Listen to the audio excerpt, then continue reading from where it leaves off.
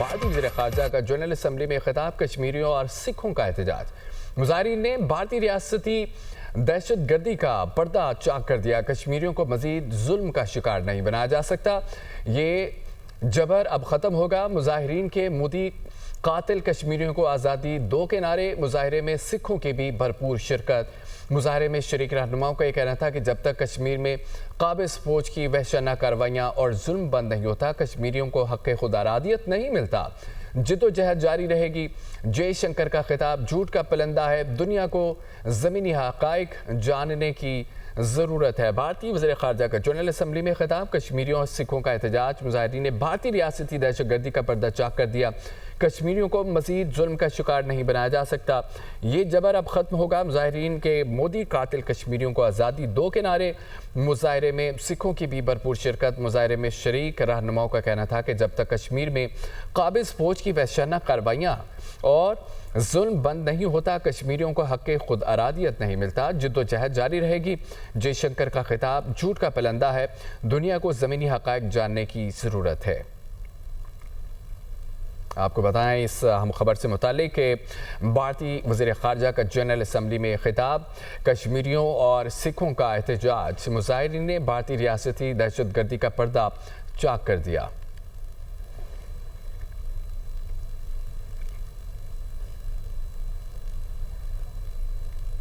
مارکہ حق میں پاکستان کی فتح کے چرچے باکسنگ کے رنگ میں بھی پہنچ گئے۔ پاکستانی باکسر سمیر خان نے بھی رافیل گرائے جانے کا انداز اپنا لیا۔ بھارتی باکسر بنٹی سنگھ کو شکست دینے کے بعد اشارے سے بتا دیا کہ پاکستان نے بھارت کے 6 طیارے گرائے۔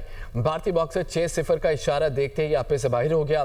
ویڈیو سوشل میڈیا پر وائرل ہوگی۔ مارکہ حق میں پاکستان کی فتح کے چرچے باکسنگ رنگ میں بھی پہنچ گئے۔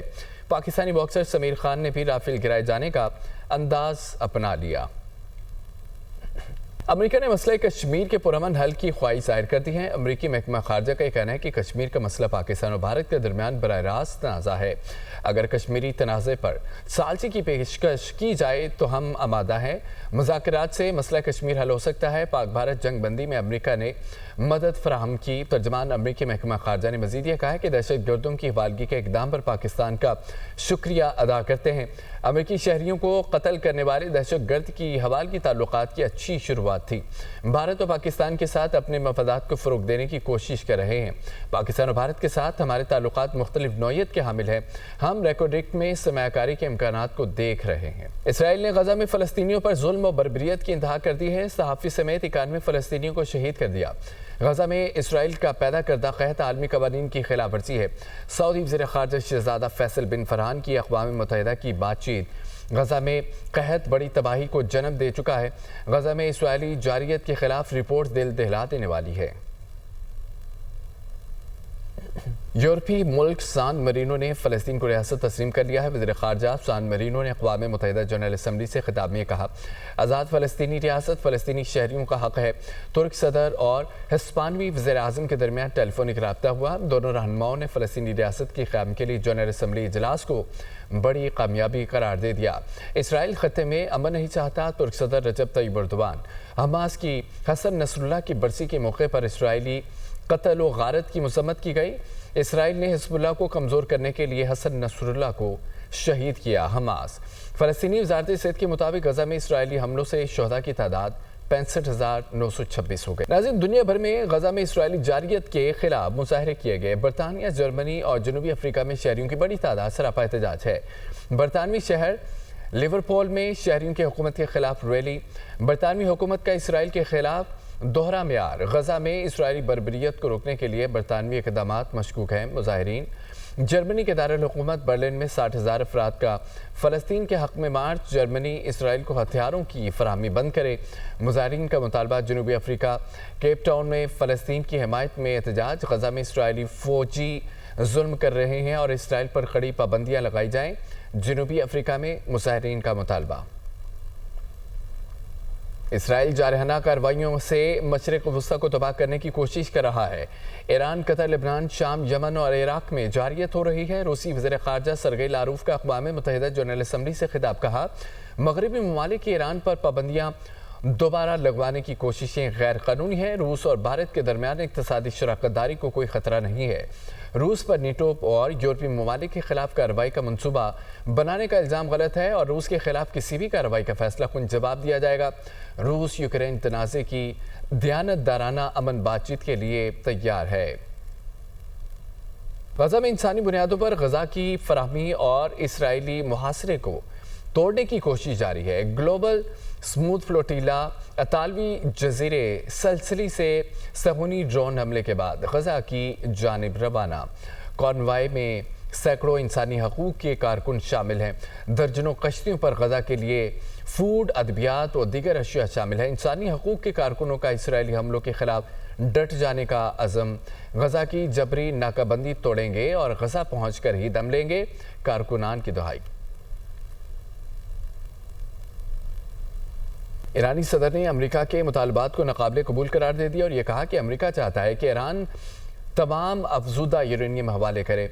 अमेरिका की बदले में सिर्फ 30 माह की पाबंदियों से झूठ की पेशकश है। ऐसी शर्त काबिल कबूल नहीं है।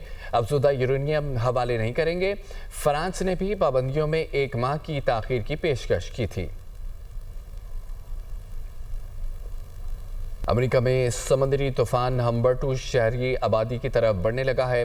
हम्बर्टू तूफान जजीरे लेवर्ट से 350 मील की दूरी पर है। कैटेगरी 5 में दाखिल हो चुका है। तूफान हम्बर्टू अगले हफ्ते बड़ी तबाही मचा सकता है।